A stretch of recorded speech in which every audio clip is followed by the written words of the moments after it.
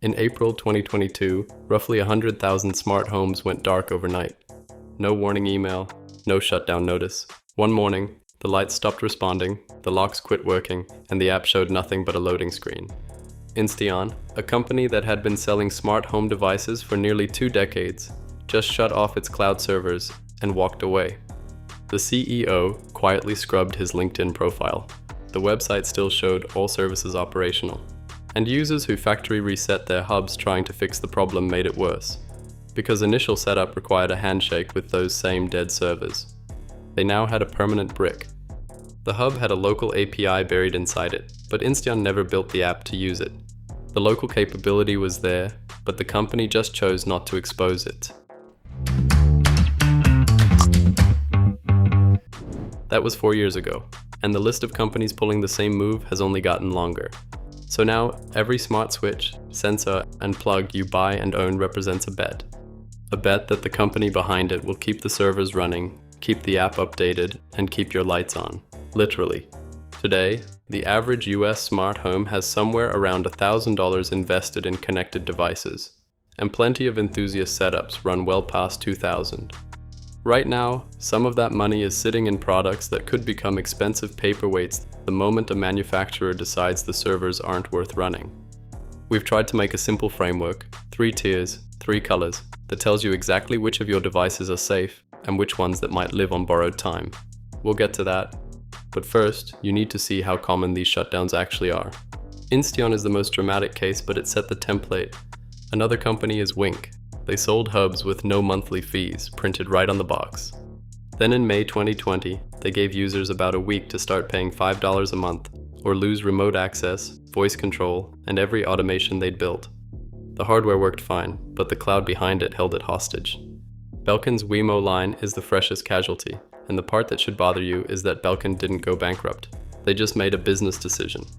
In July 2025, Belkin announced the Wemo app and cloud services would shut down on January 31st, 2026. 27 different device models, smart plugs, light switches, a Mr. Coffee maker, lost app access, voice integration, and remote control. Some of those light switches were even hardwired into walls and sold as recently as 2023 with a 3-year warranty. Now dead.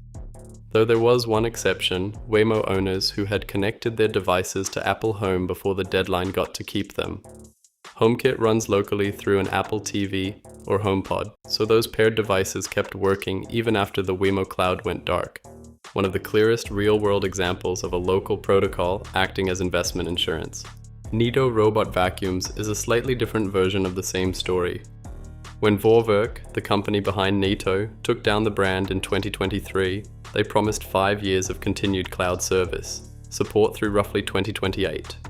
In October 2025, Vorwerk emailed owners saying the cloud would end November 30th, 2 years instead of 5.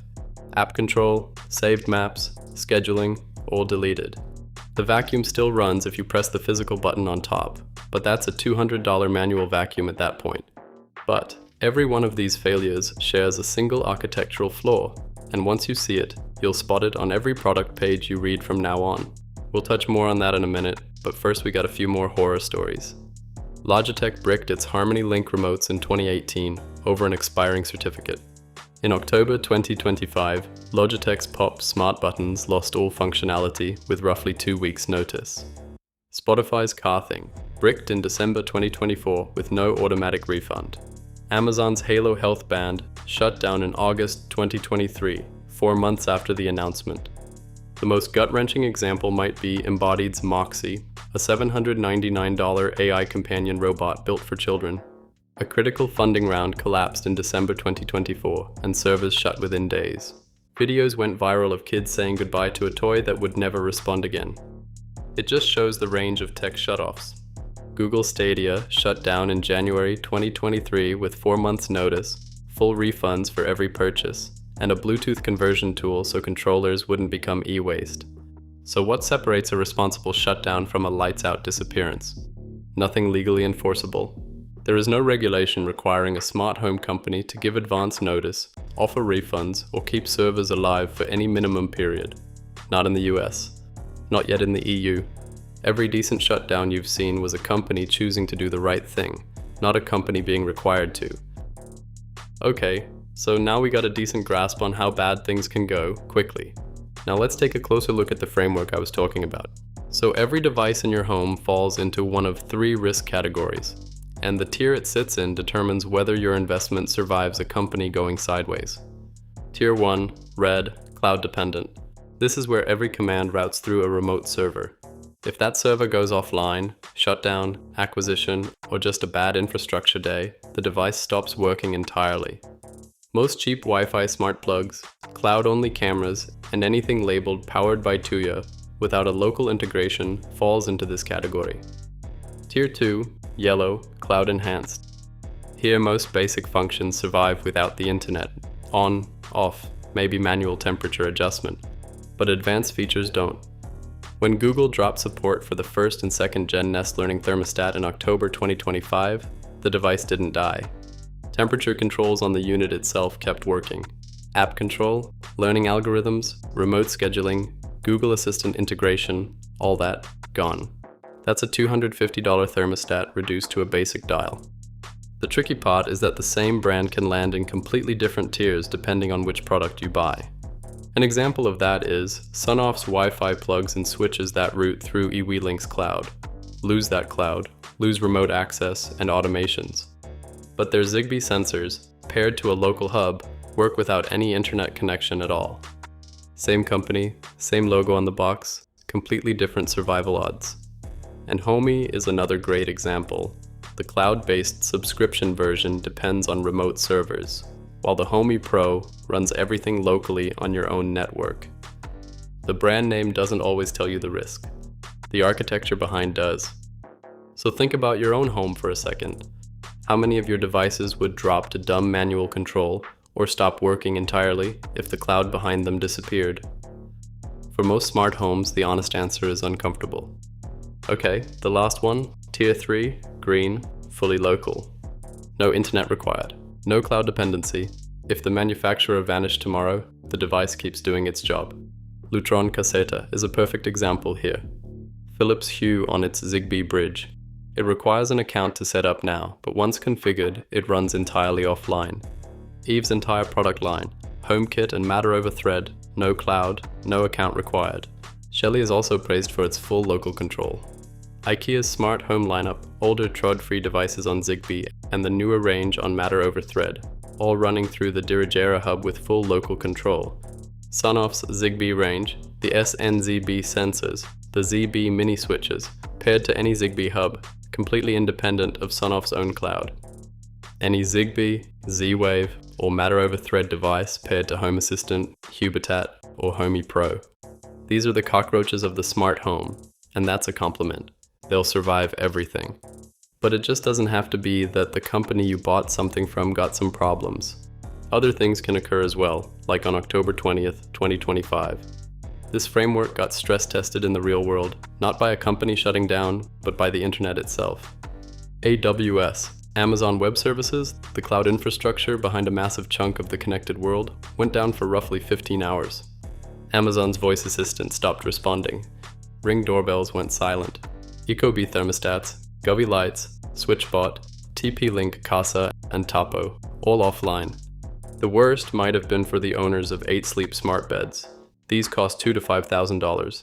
Got stuck running heat overnight because temperature control routed entirely through AWS with zero local fallback. They woke up to what the internet quickly named sauna mode. Meanwhile, every Zigbee bulb, every Z-Wave lock, every Home Assistant or Hubitat setup ran without a hiccup. Apple Home users running HomeKit through an Apple TV or HomePod were fine too. Automations kept firing locally, no cloud routing needed. Same storm, with a completely different outcome, and everything separated by one question. Does this device need someone else's server to function? Matter is supposed to be the industry's answer to all of this. The pitch sounds right, an open standard backed by Apple, Google, Amazon, and Samsung, where certified devices speak a common local language over your home network. For basic control, on-off brightness, color temperature, it works without internet. It supports multi-admin, so a single device can belong to Apple Home and Google Home at the same time. That's a real step forward. But the gap between that pitch and what you actually get starts with everything beyond basic control. Most firmware updates still come from the manufacturer's cloud. If you want remote access when you're away from home, still cloud-based, push notifications, also through a cloud. Camera feeds, energy dashboards, advanced automation logic, for most devices, still cloud-dependent. So if a Matter certified manufacturer goes under, the device should keep turning on and off locally. But you'll never get another firmware update, never see a new feature, and if you factory reset it, recommissioning without the manufacturer's app might not be possible. Better than a full brick, but not the invincibility shield the marketing implies. And ecosystem support is uneven too. SmartThings has been super aggressive about Matter support and are doing a great job. But companies like Google are lagging behind. Google Home still hasn't fully exposed some device types from the original Matter spec. So you have to know that works with Matter on the box doesn't mean works the same on every platform. And one more risk many people might not see coming. Tuya, a platform company based in Hangzhou, provides the cloud backend for hundreds of thousands of smart devices across thousands of brands. If you've bought a budget smart plug or light strip from a brand you didn't recognize, it very likely runs on Tuya's infrastructure. Tuya turned its first annual profit in 2024 after years of losses, so immediate collapse isn't the concern. But the structural issue is concentration. Thousands of brands, one cloud. A major Tuya outage wouldn't take down one brand, it would ripple across an entire category of budget devices at once. Sonoff runs its own eWeLink cloud rather than Tuya's. Separate infrastructure, smaller blast radius. The same structural risk still applies to their Wi-Fi products though. The lesson isn't to pick the right cloud, it's to avoid depending on any cloud for your device's core function. Protecting your investment doesn't mean ripping everything out and starting over, but you should start with an audit. Take a walk through every connected device in your home and ask one question. If I unplug my internet right now, does this device still do its core job? It sounds like a weekend project, but most homes can get through this in about 15 minutes. If yes, green tier. Leave it. If it works partially, yellow tier. Acceptable, but know exactly what you'd lose. If it becomes a brick, red tier. That's your replacement priority list. And for future purchases, run every device through a 4-question checklist before you hand over your money. Does it function without internet? Does it use Zigbee, Z-Wave, or Matter over Thread, protocols that aren't locked to one company's servers? Is a subscription required for core functionality? Who actually makes this, and how long have they been around? A device that can't clear all 4, and your money is probably better spent on one that can. Look at Eve as an example of what a safe bet looks like. Every product runs on HomeKit or Matter over Thread, fully local, no cloud, no account required. Even after ABB acquired Eve in 2023, the devices just kept working, nothing changed, because they were never dependent on Eve's servers in the first place. That's the gold standard for smart home investment protection. A contrast to that is Aqara.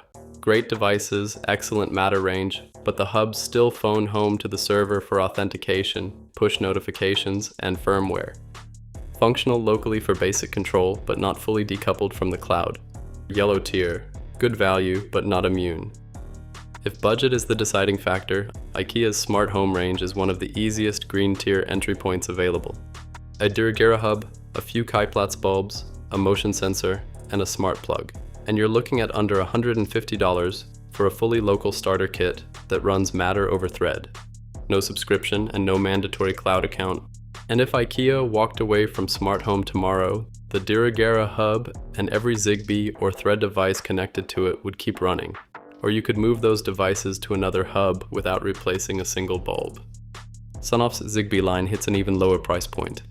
SNZB temperature, humidity, motion, and door sensors come in at around $15 each. The ZB Mini in-wall switch is one of the cheapest Zigbee switches on the market. Pair any of them to a Zigbee hub, Home Assistant, Hubitat, or Homey Pro, and they work with zero dependence on Sonoff servers. Just make sure you're buying the Zigbee version, not the Wi-Fi version, because as we covered, the Wi-Fi line is a completely different risk profile. The ultimate version of this protection is a dedicated local hub. Home Assistant, just crossed 2 million active installations, doubling in a single year, driven largely by the exact frustrations in this video. Hubitat is another solid option, purpose-built for local first control without the Linux learning curve. And Homey Pro, who takes a bit of a different approach, Zigbee, Z-Wave, Thread, Matter, Wi-Fi, infrared, and 433 MHz radios all in a single device, with local processing and no subscription. It's the premium option, not cheap, but for a multi-protocol home, it puts everything under one roof without needing separate coordinators or bridges. For anyone already in Apple's ecosystem, an Apple TV or HomePod Mini works as a local HomeKit hub. Automations run on device, and it doubles as a Matter controller and Thread border router. Not as customizable as Home Assistant or Homey Pro, but for a household that just wants things to work, Apple Home is a surprisingly solid green tier foundation. And if you're already invested in IKEA's ecosystem and want the simplest possible path, the Dirigera hub handles Zigbee and Thread locally right out of the box. It's more limited than Home Assistant or Homey Pro in terms of advanced automations and third-party device support. But for an IKEA-centric home, it's the lowest friction green tier hub you can buy.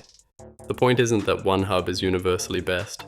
The point is that any of these, Home Assistant, Hubitat, Homey Pro, Apple Home, even Dirigera, puts your devices on local rails where no company can pull the plug on you. Every Zigbee sensor, every Z-Wave lock, every Matter device on a local hub works without anyone's permission and without anyone's quarterly earnings report going the wrong way. A $50 Zigbee coordinator and open source software can protect thousands of dollars in hardware from becoming landfill. Right now, the smart home industry has no legal obligation to keep your devices alive. No minimum support period, no mandatory refund policy, not even a required shutdown notice.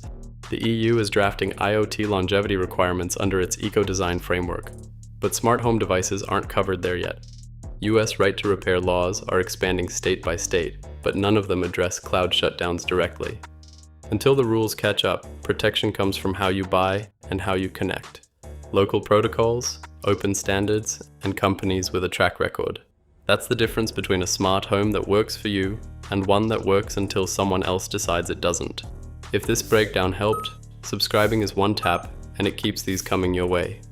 Drop a comment, which brand or platform are you most worried about losing? I'm curious to see where this community stands. Thank you for sticking around, and until next time, keep it smart, keep it simple, and keep it affordable.